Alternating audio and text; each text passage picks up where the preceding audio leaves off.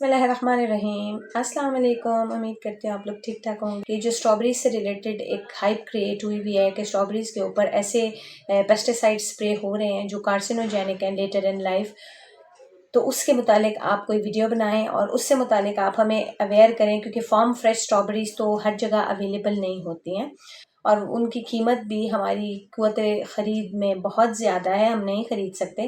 तो आप हमारे लिए कोई इजी वे आउट निकालें।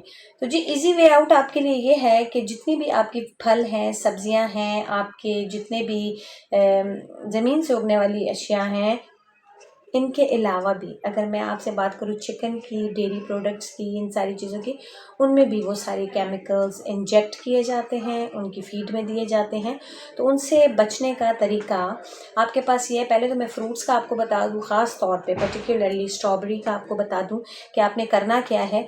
आप लोगों ने ये करना है कि ईजी वे आउट, अब आप खाना तो नहीं छोड़ सकते, ठीक है, फ्रूट्स भी आपने खाने हैं, वेजिटेबल, इस तरह की तो हर चीज़ पे स्प्रे है ना, तो आप खाना तो नहीं छोड़ सकते। आपने ये करना है कि सिरका हर एक के पास ऑर्गेनिक होता है, हर एक के पास मीठा सोडा अवेलेबल होता है, बेकिंग पाउडर जिसे कहते हैं, बेकिंग सोडा जिसे बोलते हैं। तो आप ये चीज़ें अपने घर में मौजूद होनी चाहिए। आप 1 teaspoon baking powder, baking soda, ठीक है, baking powder is something else, baking soda and 1 table spoon सिरका, हल्का सा ल्यूकवार्म वाटर लेंगे, उसमें ये दोनों चीज़ें डाल देंगे। स्ट्रॉबेरीज को उसमें कोई 5-10 मिनट के लिए सोक करें, स्ट्रेनर से स्ट्रेन करें and then free flow of water से दोबारा रिंस आउट करें। वो स्ट्रॉबेरीज खाने के काबिल है, उसको ड्राई आउट करें और आप लोग खा सकते हैं। Same is the case with all the vegetables, all the fruits, आप उनको भी इसी तरीके से फ्लशिंग वाटर से धोएंगे, बेकिंग सोडा और विनेगर उसमें ऐड करें, फिर किसी किस्म का भी पेस्टिसाइड उसके ऊपर रह नहीं जाता। खाना तो आपने छोड़ना नहीं है ना, आपने अपने हेल्थ स्टेटस को तो कॉम्प्रोमाइज रेट पे नहीं डालना। तो आप लोग इस तरीके से फ्रूट्स, वेजिटेबल्स एंड पर्टिकुलरली जो स्ट्रॉबेरी रिलेटेड क्वेश्चन आया था, आप वो कर लें, इस तरीके से वॉश करके खा लें। On the other hand chicken पर भी एक बड़ी कंट्रोवर्सीज चल रही हैं और फिर डेयरी प्रोडक्ट्स में भी मिल्क इंक्रीज करने के लिए भी इंजेक्टेबल्स यूज़ होते हैं, काउज में, बफेलोज में, गोट्स में, ठीक है। तो उसमें भी ये है कि आप मिल्क को भी तकरीबन एक 5 मिनट्स तक उबाले के बाद भी सिमर ऑन करने दें, उबलने दें हल्की आंच पे, तो काफ़ी हद तक जो है वो केमिकल से पाक हो जाता है, काफ़ी हद तक उसमें कॉन्टेमिनेशन ख़त्म हो जाती है, ठीक है। आप यू कैन यूज़ इट, ठीक है। चिकन में जो इन लोगों का कहना यह है कि बहुत सारे केमिकल्स इंजेक्ट हो रहे हैं, हार्मोन्स इंजेक्ट हो रहे हैं to make them grow early. खाना तो हम नहीं छोड़ सकते ना, या तो आप ये कर लें कि देसी चिकन का इस्तेमाल करें, अपने घरों पे की छतों पर पालें, ठीक है।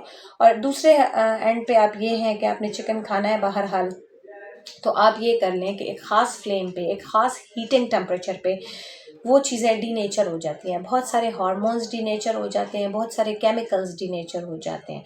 तो आप उसको कुकिंग टाइम थोड़ा सा बढ़ा लें, ऑल्दो कि बहुत से न्यूट्रिएंट्स भी डीनेचर हो जाते हैं, लेकिन हमारे पास कोई और ऑप्शन नहीं है, हमने खाना बहरहाल है।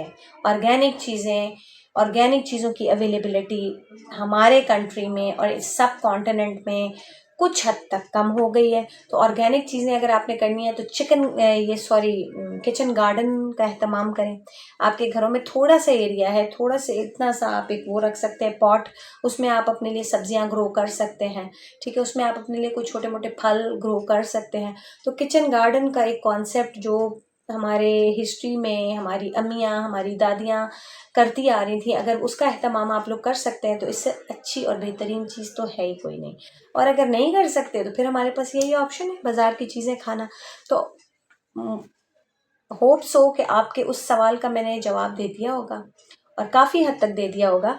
इसलिए आप लोग इन चीज़ों से इतने ज़्यादा खौफज़दा ना हों कि हम अपने बच्चों को कैसे खिलाएं। मैंने आपको बहुत इजी वे आउट बता दिया। आप इस तरीके से वॉश करें, प्रॉपरली रिंस करें, फ्री फ्लो ऑफ वाटर से रिंस करें और खाएं, पिएं, मज़े करें। Thank you very much. इसी के साथ मैं इजाज़त चाहूँगी। अपना बहुत ज़्यादा ख्याल रखिएगा, दुआओं में याद रखिएगा।